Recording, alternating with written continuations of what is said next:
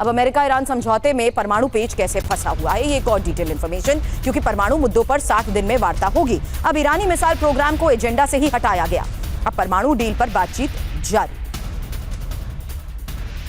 Deal में Trump की हार कैसे? हालांकि ईरान की जीत के मायने भी जान लीजिए, क्योंकि न्यूक्लियर पर 60 दिन के अंदर बात, जहां आपको बता दें कि ठंडे बस्ते में यूरेनियम मुद्दा जा रहा है, ये साफ नजर आ रहा है। जबकि दूसरा मुद्दा है बंदरगाहों का यूएस ब्लॉकेड क्या हटेगा, क्योंकि ईरान की सप्लाई चेन इसके जरिए आसानी से बहाल होगी। वहीं सबसे महत्वपूर्ण मुद्दा है फ्री संपत्ति को लेकर। हालांकि 24 बिलियन डॉलर की फ्री संपत्ति को लेकर तो दावे किए जा रहे हैं, लेकिन जब संपत्ति मिलने से जाहिर सी बात है ईरान को राहत जरूर मिलेगी। और हॉर्मुज में सर्विस चार्ज लेगा ईरान, अतिरिक्त राजस्व भी उसको मिलेगा इसी के जरिए। वहीं ईरान के पुनर्निर्माण की जो फंड को लेकर खबर है, उसमें 300 बिलियन डॉलर मिलेंगे। और साथ ही यह भी साफ है कि किस तरीके से अब फिलहाल यूएस ईरान में 14 पॉइंट पर सहमति बन चुकी है। अगली यही बड़ी खबर है, जहां ईरान के पास से अब अमेरिकी सेना हटेगी और ईरान के पुनर्निर्माण के लिए योजना बनेगी। हालांकि 300 अरब डॉलर से पुनर्निर्माण की योजना को लेकर दावे किए जा रहे हैं। अमेरिका और सहयोगी देश भी मदद करेंगे। हालांकि अमेरिका ईरान के बीच शांति समझौता हुआ है और ट्रंप ने ट्रूथ सोशल पर समझौते का ऐलान किया है। ट्रंप ने ट्रूथ सोशल पर लिखा, ईरान के साथ समझौता पूरा हुआ। ट्रंप ने ट्रूथ सोशल पर यह भी लिखा कि बिना शुल्क हॉर्मुज स्ट्रेट खोलने की मंजूरी। जबकि ट्रंप ने ट्रूथ सोशल पर लिखा कि हॉर्मुज से यूएस नाकेबंदी भी तुरंत हटेगी। लेकिन अब ईरान ने भी अमेरिका से समझौते का ऐलान किया है। ईरान के उप विदेश मंत्री काजिम गरीबाबादी ने ऐलान किया, अमेरिका से समझौता फाइनल। समझौते पर शुक्रवार को साइन होंगे। कूटनीति और ईरान की दृढ़ता से डील हुई है। वहीं अमेरिका से डील पर ईरान का बयान, हमने दुश्मन पर श्रेष्ठता साबित की है। सुप्रीम नेशनल सिक्योरिटी काउंसिल ने जारी किया है बयान। ईरान की जनता के नाम बयान जारी किया गया।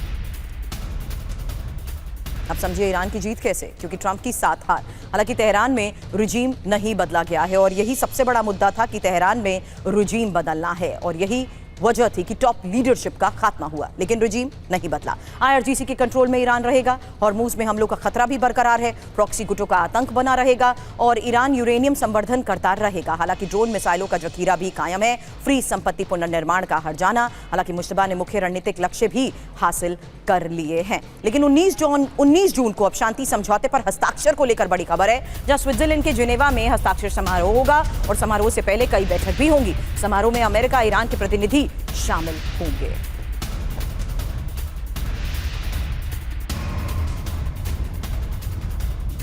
अब अमेरिका ईरान के बीच समझौते के ये 14 पॉइंट आखिर है क्या? एक एक इंफॉर्मेशन इसी डील, इसी करार को लेकर अब आपके सामने, जहां ईरान के खिलाफ तत्काल युद्ध विराम और स्थायी रूप से युद्ध रोकने पर सहमति। हालांकि लेबनान सहित सभी मोर्चों पर युद्ध खत्म और नाकेबंदी और सैन्य वापसी भी जल्द हो।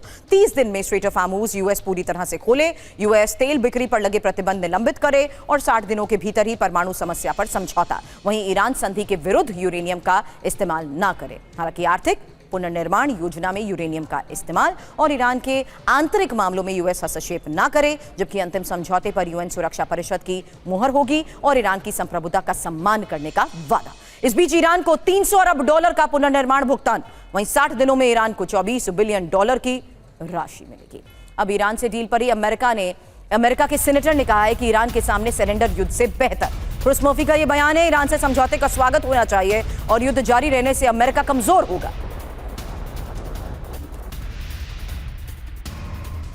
तो फिलहाल इसी समझौते को लेकर क्रिस मर्फी का यह बयान कि ईरान से समझौते का स्वागत होना चाहिए, क्योंकि युद्ध अगर जारी रहा तो जाहिर सी बात है अमेरिका और ज्यादा कमजोर होगा। लेकिन अब ट्रंप की मजबूरी, संधि जरूरी। घुटनों पर अमेरिका कैसे, क्योंकि यूरेनियम संवर्धन जारी रहेगा, जहां न्यूक्लियर पर यूएस पीछे हट चुका है, जबकि ईरान इस प्रोग्राम पर काम जारी रखेगा। वहीं बंदरगाहों का यूएस ब्लॉकेड हटेगा। दबाव में यूएस को अब इसको लेकर भी झुकना पड़ा है। स्ट्रेट ऑफ हॉर्मुज में सर्विस चार्ज ईरान लेगा, यानी शुल्क अभी भी लगेगा, लेकिन मनमानी नहीं रोक पाए डोनाल्ड ट्रंप।